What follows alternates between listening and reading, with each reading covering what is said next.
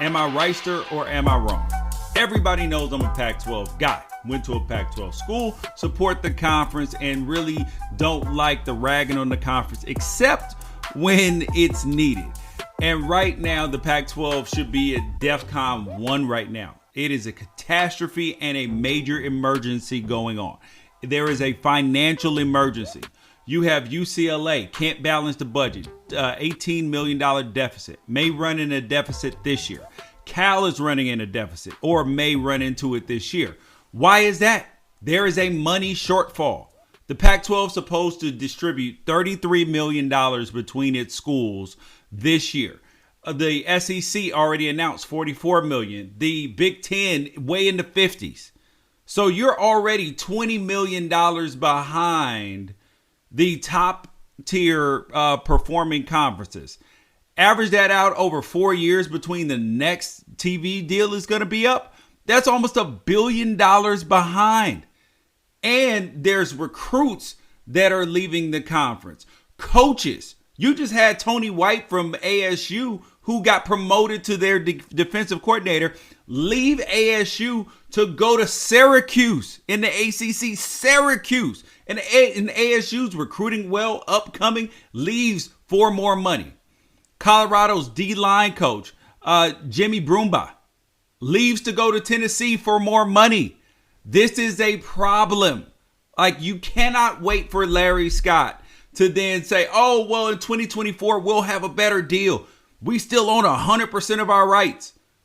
What good does it do to own 100% of a little bit versus owning 40% of a lot or 51% of a lot like the Big Ten and Big Ten and SEC do with their partnerships with ESPN and with Fox, and then the ACC as well. So what do you think is going to happen to the Pac-12 with their start times? The game of the week, the SEC game of the week, used to be on CBS. ESPN is now paying $100 million for in between 15 and 16 games. Now, these Pac-12 games that play on Thursday, Friday, super late at night, do you think when the next TV contract comes out that you're going to get better time slots?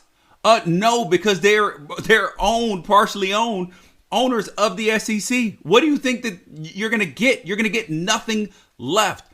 That's why the ACC made a smart move to go streaming, go to Hulu TV, YouTube TV, because availability matters. The Pac-12 on Sling, no disrespect to Sling, but it's only available in 18 million homes. Versus if you're partners with ESPN or Fox, you're in 100 million homes plus. Like, what kind of sense does that make? And then that trickles down to your recruiting budgets.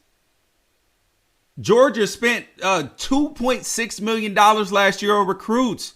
Alabama, 2.3. The top tier teams are spending that level of money. That the rest of them are down in the 1 point somethings. But if you can't afford to recruit, and that means private planes, that means hosting, all this stuff, the money that they spend on recruits, it turns into winning classes. And you get recruits. That means that you get more players to the top recruits. You get more players to go to the NFL Combine. That means that you look better. You win national championships. Because what the SEC is going to say is, listen, we got 93 players going to the NFL Combine out of 337. That's 1 out of every 4. You want to go to the league, come down here and fool with us. And yes, donors have to do their part in the Pac-12. But the thing that you don't want is you don't want to rely on your donors as a crutch to meet your shortfall. Donors are supposed to be icing on the cake. Because what happens is when donors know that they need you to survive, and not just a cherry on top, you give them even more power than they already have, which means they can influence coaching decisions, influence administration, all of this stuff, just so the teams can survive.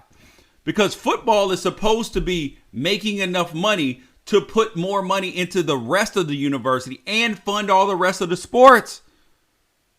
How is that happening? It's not happening in the Pac-12. So you have a network Yes, I've been in business. So, and I've talked to other powerful people who've been in business. They say, yes, you have a contract. However, contracts are often renegotiated when they're bad for everybody or when they're bad for one party. They're renegotiated. And that's what the Pac-12 needs to do. Larry Scott needs to take off his network job and focus on the conference job. These need to be two jobs, first thing. They need to renegotiate the contract because you can't wait until 2024 because what Larry Scott's going to do is his contract is up in 2022. So then what's going to happen is he's going to want a new contract. He's paid for over $4 million. Greg Sankey from the SEC, which is the most successful conference right now in terms of winning national championships, all of that. I think he's paid $2.3 million. So you would think that he would be the highest paid, right? Nope.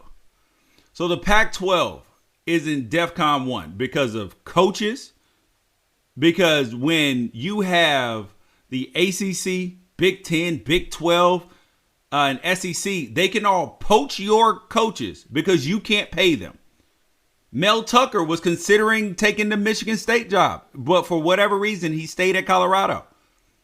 When your coaches are always at risk for being poached, your recruits are then at risk because then those coaches go to other places and they have Pac-12 ties and then they have a foothold in your recruiting area. Come on, man. Come on in. We got to pay attention. So Pac-12 fans always say, fire Larry Scott. Okay, so how do you fire Larry Scott? They either have to buy out the rest of his contract, which is feasible because you're losing money already. So you can start a GoFundMe, whatever, raise the money, whatever you need to do. You'll get donors to donate to it, whatever you need to do. Pay out the rest of his contract, which is probably near $15 million. The other option, and then hire somebody else to be to renegotiate the contract and partially be ready to do the 24 contract. So that's the first thing that you have to do. The second part of firing Larry Scott is you have to get enough of the presidents and athletic directors on board. Because the truth is, if you're going to come after the king, you have to kill the king. Because if you don't get him out, he can then punish you with schedules and unfavorable things to your school. So the Pac-12 is at DEFCON 1 right now. Am I Wrighster or am I wrong?